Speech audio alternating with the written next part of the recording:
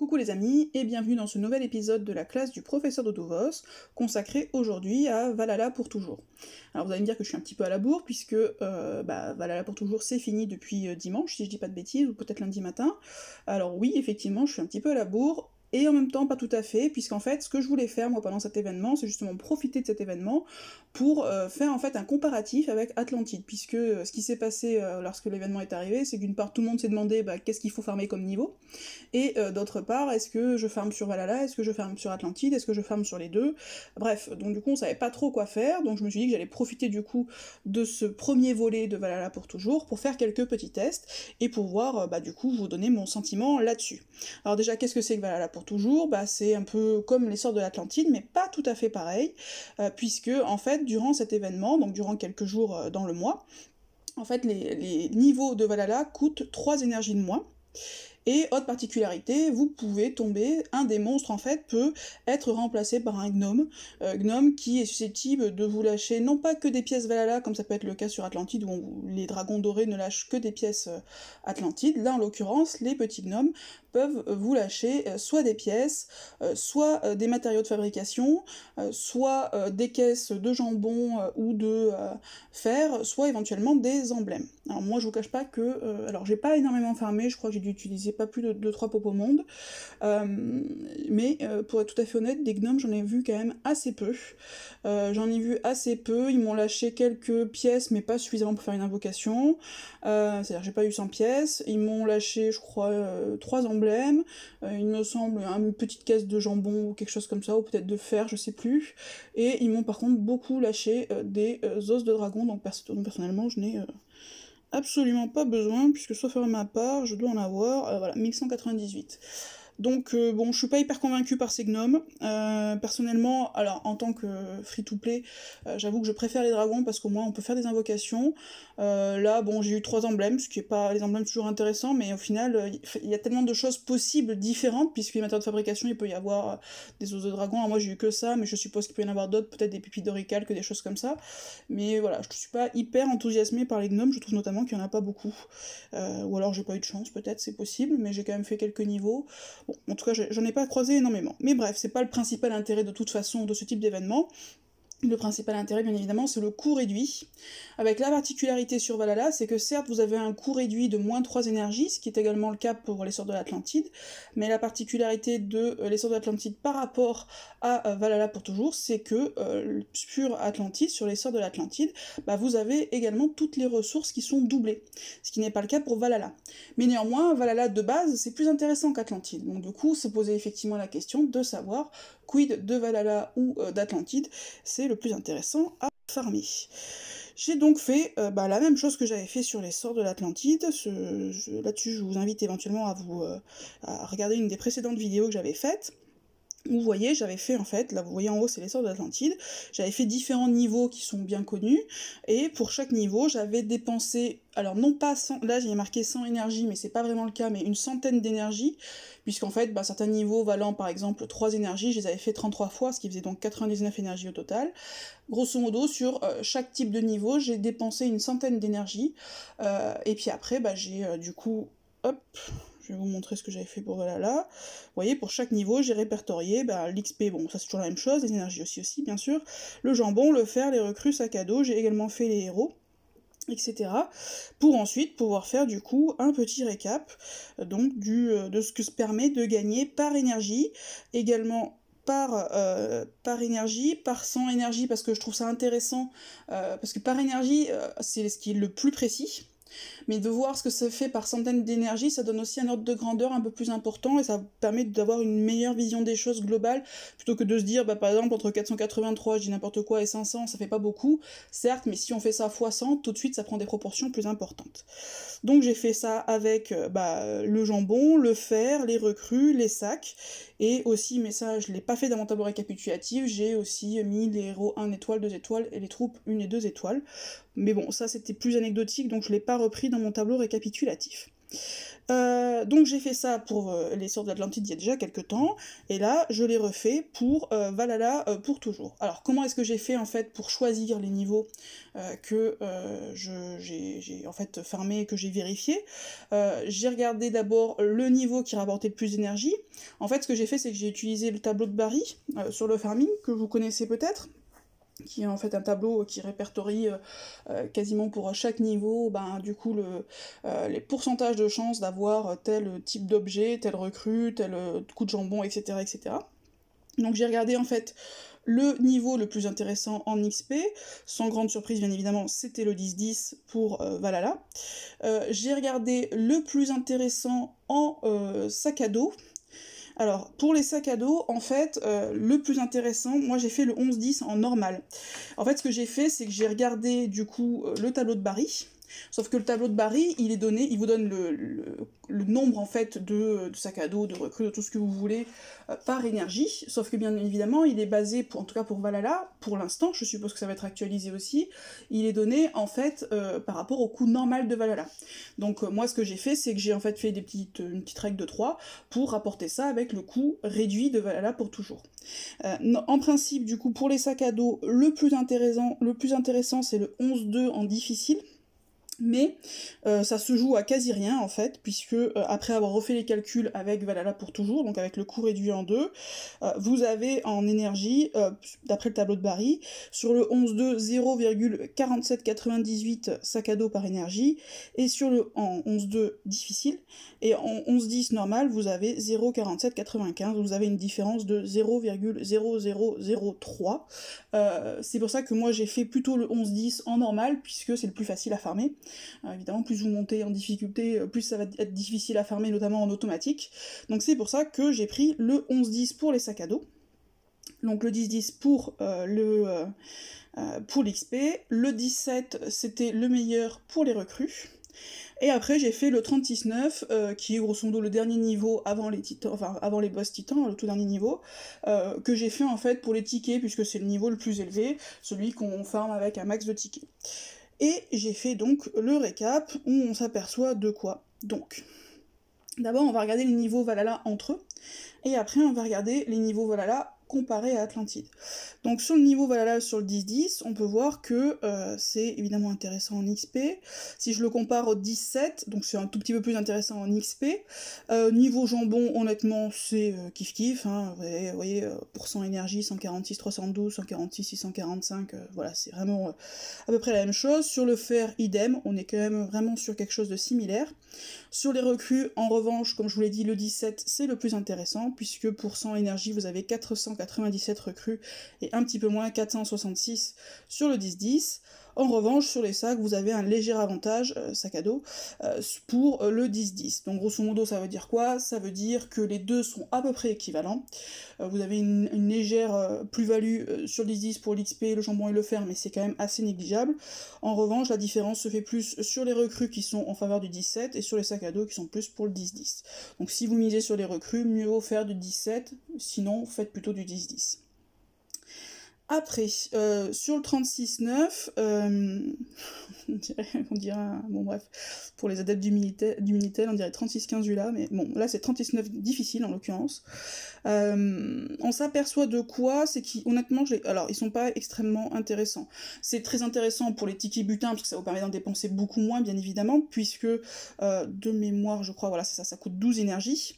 Par contre, niveau XP, niveau un petit peu tout, bon bah c'est pas énorme, puisque vous voyez par exemple si je compare au 17 qui est juste à côté, bah, par énergie vous avez 786, alors que sur 39 vous avez 415,83, donc quand même une différence importante. En jambon, bon, c'est à peu près équivalent, un petit peu moins quand même sur le 36-9. Sur le fer par contre c'est vraiment pas intéressant de faire celui-ci. Les recrues, alors pas du tout intéressant, vraiment, puisque c'est moins de 2 fois par rapport au 17, et sur les sacs, pas du tout intéressant non plus, puisque là ça va pareil de 1 à quasiment 3. Donc c'est un niveau vraiment à faire si on n'a pas trop le temps, mais sinon c'est pas du tout intéressant de le farmer, je trouve, de cette façon-là. Et après, donc, nous avons le 11-10 qui est On va le comparer du coup avec le 10-10, si j'y arrive. Donc là, vous voyez, XP par énergie, on est à 597, là où on est à 790. Donc du coup, c'est quand même beaucoup moins intéressant en termes d'XP.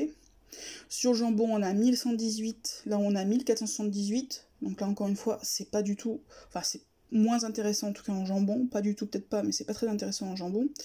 Sur le fer, pareil, on est quand même à pas mal en dessous. Vous voyez, 223 pour 100 énergie, 293 000 pour l'autre, donc c'est quand même beaucoup moins intéressant. Sur les recrues, on est à 202 pour 100 énergie, 466, donc là, encore une fois, sur les recrues, c'est vraiment pas intéressant. Et donc du coup, le 11-10, c'est pourquoi? C'est pour les sacs à dos. On voit qu'effectivement, on est à 44, alors que là, on est à 41. Donc il y a un chouille plus de sacs à dos, mais clairement, pour moi, le 11-10, c'est pas du tout un niveau à farmer, même pour les sacs à dos, je trouve que la différence est quand même trop peu importante, il faut mieux vraiment faire du 10-10, même pour les sacs à dos, si vous voulez faire des sacs à dos, faites du 10-10, si vous voulez plutôt miser sur les recrues, éventuellement, faites du 17, mais voilà, le 11, moi je trouve que le 11-10 apporte pas grand chose. Maintenant, donc ça c'est comparer les niveaux Valhalla entre eux. Bon, à titre perso, je farmerai quand il y aura Valhalla pour toujours le 10-10, je pense, puisque c'est le plus intéressant. Maintenant, comparons ça avec, du coup, les sorts de l'Atlantide. Ce que j'ai fait, c'est que j'ai mis les niveaux un petit peu équivalents, l'un au-dessus de l'autre, pour essayer que ce soit un petit peu parlant. Donc, j'ai comparé notamment le 10-10 avec le 9-9 normal de Atlantide. On s'aperçoit de quoi? On s'aperçoit que, au niveau de l'XP pour son énergie, et Valhalla, c'est quand même très très intéressant, puisqu'on est à 78 000, là où on est seulement à 63 000, donc on est quand même à 15 000 de plus, c'est-à-dire grosso modo 25% de plus, donc c'est quand même très très intéressant, Valhalla pour toujours au niveau de l'expérience. Maintenant, si on continue, au niveau du jambon, là pour le coup ça commence déjà à devenir nettement moins intéressant, puisque pour 100 énergie, on est à 146 alors qu'on est à 190 sur les sorts de l'Atlantide. Donc là déjà, ça coince un petit peu plus. Sur le fer, alors là j'ai envie de dire c'est encore pire, puisque on est à 293 000 sur Valhalla et 374 000 sur le niveau grosso modo équivalent de l'essor de l'Atlantide. Donc là encore une fois, une grosse perte au niveau du fer. Et pour les recrues, vous voyez, alors les recrues, là on est à 470, là on est à 542, donc 466 pardon, et là on est à 542, donc pareil, c'est pas très très intéressant, sachant qu'en plus si on fait le niveau, là encore une fois c'est même pas le niveau vraiment recru, hein, pour les sorts d'Atlantide, c'en est un autre, et vous voyez, pareil pour les sacs à dos, c'est nettement moins intéressant. Maintenant si on regarde... Ça, c'était le 9-9 qui est, je trouve, un des niveaux, en fait, grosso modo, le plus équilibré. Après, le 15-9, c'est celui qu'on fait sur Atlantide pour les recrues. Et là, vous voyez, pareil, si je compare du coup les recrues, on est à 743% énergie, alors que sur le 17, qui est le niveau, grosso modo, recrue, si je puis dire, pour Valhalla, on est qu'à 497. Donc là, encore une fois, la différence est juste énorme. Après, si je prends les sacs à dos, on fait traditionnellement le 1-2 de Valhalla pour les sacs à dos, et qui effectivement donne quand même 93 sacs à dos pour 100 énergie. Bah là, si le niveau qui est censé être le plus optimal pour Valhalla, on est qu'à 44, donc là carrément c'est plus du double pour Atlantide, donc ce n'est vraiment pas intéressant de farmer Valhalla pour ça. Et après, si je prends le niveau à, entre guillemets, ce que j'appelle moi le niveau à ticket butin, c'est-à-dire les niveaux élevés qui vont vous demander peu de tickets, enfin pas trop de tickets butin à farmer, vous voyez que sur le 27-9, niveau XP, encore une fois, ou même pas d'ailleurs, hein, XP pour 100 énergie, même pas vraiment en fait, hein, on est mieux d'ailleurs sur Valhalla en fait, hein. J'avais pas fait attention, mais en fait sur Valhalla, on est carrément mieux. C'est étrange, mais c'est comme ça. Donc du coup, à farmer les tickets... Si vous voulez farmer en ticket butin, c'est même pas intéressant de le faire, en tout cas sur ce niveau-là de Valhalla. Peut-être qu'il y en a un plus optimal avec les tickets, hein, attention. Moi j'ai fait de base le plus élevé, mais il y en a peut-être un autre. En tout cas, c'est pas plus intéressant à farmer que le 27-9. Pour le jambon, pareil, c'est pas intéressant. Pour le fer, pareil, c'est pas intéressant. Pour les recrues, c'est pas intéressant. Et pour les sacs, c'est pas intéressant. Donc grosso modo, si vous voulez fermer un ticket butin, à voir s'il n'y a pas un autre niveau de Valhalla, attention, je verrai peut-être sur le prochain si j'ai écho peut-être d'un niveau plus intéressant à farmer en ticket butin. Mais en tout cas, ce qui est sûr, c'est que si vous voulez farmer en tout cas Valhalla à coup de ticket butin, le 36-9 est pas intéressant. Mieux vaut vraiment à ce moment-là mettre vos tickets butin sur le 27-9 pendant Atlantide. Tout ça en difficile évidemment. Donc voilà, donc en résumé, qu'est-ce qu'on peut dire de tout ça? Ben, on peut dire de tout ça que Valhalla n'est intéressant, à mon sens, que pour l'XP. Donc du coup, si vous voulez les farmer l'XP, ce qui est intéressant hein, de farmer l'XP, hein, attention, hein, honnêtement, c'est quelque chose je trouve, d'utile. Hein. Passer des niveaux, c'est bien, ça vous permet d'avoir plus d'énergie en stock. Bon, je vous ai déjà fait des explications là-dessus, hein, ça vous permet d'avoir plus de temps de déconnexion, ça vous permet de mieux rentabiliser également vos popos monde, puisque du coup, quand vous prenez une potion monde, eh ben, ça va vous donner plus d'énergie, puisque si vous avez par exemple 70 énergies au maximum, vous prenez une potion monde, ben, ça vous fait 70 énergies, alors que si vous êtes à 48 maximum, ben, si vous prenez une popo monde, ça vous fera que 48 énergies. Donc ça vous permet du coup aussi de rentabiliser davantage vos popos monde, ça vous permet d'avoir plus de place aussi dans votre deck. Donc tout ça est très bien pour l'XP. Clairement, l'XP, il vaut mieux farmer Valhalla. Maintenant, moi, en tout cas, Atlantide, je le farme énormément, alors certes pour l'XP, mais surtout pour les ressources. Pour les ressources, alors pas tant pour les recrues, ça a été le cas à une époque, maintenant j'ai plutôt un surplus de recrues qu'autre chose. Pas non plus les sacs à dos, parce que je trouve que voilà, mais par contre je le farme moi énormément pour tous les objets de fabrication dont j'ai besoin. Vous voyez, là on arrive, Valhalla c'est semaine prochaine, moi j'arrive quand même sur certains matériaux où je suis un petit peu à bout de stock. Alors moi c'est des petits matériaux, mais vous voyez le fer brut, bon je suis pas très bien, bande de cuir ça va, ganzo, enfin bon, vous voyez notamment le fer brut, je suis pas top, donc j'ai vraiment besoin en fait moi de farmer sur Atlantide pour avoir des matériaux de fabrication. Je trouve qu'en plus on en a de plus en plus besoin, parce que maintenant il y a quand même beaucoup d'événements qui se succèdent, qui demandent des objets. Il y a la tour ninja qui demande quand même pas mal d'objets, les titans mythiques qui demandent aussi pas mal d'objets, bon les titans classiques ça à la limite c'est du, voilà, mais moi j'utilise quand même alors pas des gros objets, mais des petits objets. C'est pour ça d'ailleurs que j'ai plus de fer brut, parce que j'utilise pas mal de flèches. Pareil, les os, je les utilise pour faire des petites popos mana. Donc tout ça, ça demande quand même pas mal de choses. Il y a les événements de challenge aussi, où si vous voulez essayer de scorer un petit peu, il vous faut des objets. Voilà, il y a de plus en plus en fait de choses dans le jeu qui vous demandent des objets, et du coup, je trouve que Atlantide devient de plus en plus important. Sachant qu'en plus, ils ont réduit la durée d'Atlantide, et de mémoire, je crois qu'ils les ont mis lundi et mardi. Je crois, ou peut-être mercredi, enfin bref, en tout cas, pas pendant le week-end, ce qui va être pas du tout pratique pour farmer. Donc voilà, mais moi, honnêtement, je pense, alors, je ferai peut-être une ou deux popos, mais quand on est en free-to-play, malheureusement, des potions monde, on en a pas non plus de manière illimitée, hein. En général, par mois, on arrive à en avoir gratuitement, c'est-à-dire principalement sur les événements de challenge, puisque c'est là où on en reçoit le plus, à peu près 15 à 20 popos monde. Donc il y a un moment, il faut choisir en fait où vous les mettez. Soit vous les mettez sur les événements de challenge parce que vous voulez scorer, et pour ça, il vous faut des énergies. Bon, ça c'est à vous de voir si vous voulez faire cet investissement-là. Soit vous les mettez sur Valhalla, soit vous les mettez sur Atlantide, soit après vous pouvez les cramer ailleurs, peu importe, moi je suis pas très partisane de ça. Moi, à titre personnel, je pense que je mettrais quand même quasi la totalité, comme je faisais avant, de mes popos monde sur Atlantide, parce qu'en fait j'ai trop besoin de farmer les objets de fabrication, de farmer tout ça, en plus vous pouvez choper des troupes, enfin bref. Honnêtement, Valhalla c'est bien pour l'XP, mais c'est bien que pour l'XP. Et moi perso ça me suffit pas, je trouve que du coup Atlantide est plus vous choperez moins d'XP, mais c'est plus uniforme entre guillemets, vous farmerez de manière plus homogène, voilà. Vous choperez plus de recrues, vous choperez plus de sacs à dos, vous choperez plus d'objets de fabrication, vous choperez plus de troupes, vous choperez plus de tout ça, et donc voilà, moi je pense que ça va être ça. Après, si vous avez plein de popos monde, ou si vous rechargez à la boutique à coups de gemmes, parce que vous n'êtes pas free to play, ça, après j'ai envie de dire, farmez les deux, bien évidemment, ça c'est sûr. Maintenant, si vous devez faire un choix, parce que vous n'avez pas suffisamment de popos, moi personnellement, mon choix, ça sera clairement de farmer Atlantide.